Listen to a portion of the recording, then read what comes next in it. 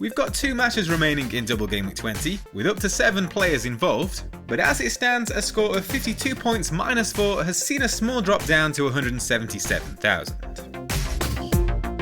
Kepa Arrizabalaga was a hero between the sticks, making 5 saves to claim maximum bonus points in a 1-0 win over Crystal Palace.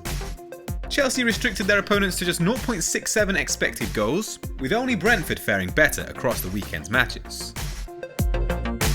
With John Stones ruled out of the Manchester derby, it was instead Matt Doherty who came in to replace rotation risk João Cancelo. That decision is already looking dubious after the North London derby defeat, with Ben White's clean sheet routed to the bench.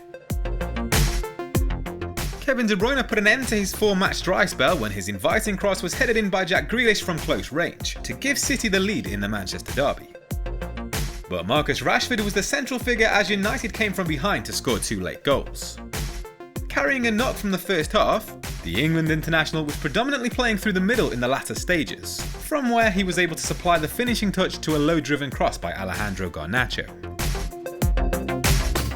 The triple captainship is in play, but Erling Haaland was kept relatively quiet by Man United in his first offering.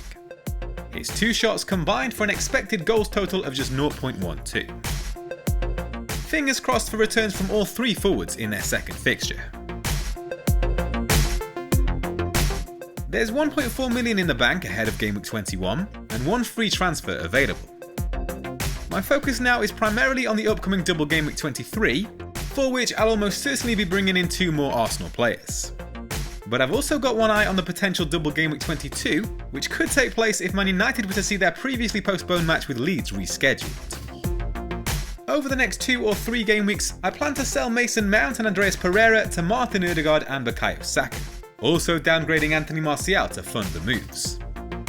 An injury doubt before the Manchester derby, Martial was taken off at half-time to protect him from further damage and remains doubtful to face Crystal Palace midweek. On the pitch, his finishing hasn't been up to his usual standards of late, with the Frenchman missing 5 out of 5 big chances in the last 5 game weeks. The arrival of Wout Weghorst further complicates his appeal as an FPL asset and casts doubts over whether or not he'd be worth keeping if United were to get a double in 22. If I decide to move Martial on before Game Week 22, I could downgrade him to £5 million Leeds forward Willy Gnonto, who lit up Villa Park on Friday night. Operating primarily from the left wing, the 19-year-old has been handed 4 consecutive league starts and found the net in a 2-2 draw with West Ham the previous game week. He ranks top for expected goals among Leeds players since the restart. But if I instead keep Martial and sell him after Game Week 22, which I'm leaning towards doing, I may then opt for the 0.8 million saving offered by teammate Sam Greenwood, given that this will essentially be my 8th attacker and typically won't be part of my starting 11. So that's a move I need more time to decide on. Let's see how involved Martial is on Wednesday night. Mason Mount is another player who finds himself on the chopping block. He's been a fairly underwhelming purchase with 1 goal and 1 assist since the restart, and the pressure to sign an Arsenal midfielder is ever increasing as their form continues. Martin Odegaard is the one I would prioritise this game week, with Bukayo Saka still at risk of serving a suspension if he were to pick up a 5th yellow card of the season against Man United. But Liverpool's continued poor form is giving me second thoughts. The Reds were comfortably beaten by Brighton at the weekend, and have now conceded 14 big chances in their last 4 matches. Only Leeds have faced more. By contrast, Man United have given up just 2 big chances in that period, keeping 3 clean sheets. It's a tricky decision, but I'm currently leaning towards rolling the free transfer, with a view on giving Mount one last chance against Jurgen Klopp's side, and further assessing Martial. Here's how the team is set to line up. Kepa faces a Liverpool side that have suffered back-to-back league defeats. The Reds have fashioned the leading tally of 15 big chances in the last 4 game weeks, but 5 teams have scored more than their 6 goals. Joining mainstay Kieran Trippier in defence will be Matt Doherty, who ranks 2nd for goal attempts among defenders since the restart with 6. Only Fabian Schär has had more.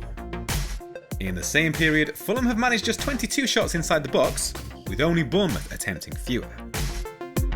Luke Shaw returned to his centre-back role for the win over Man City, and could be utilised there once more against the league leaders.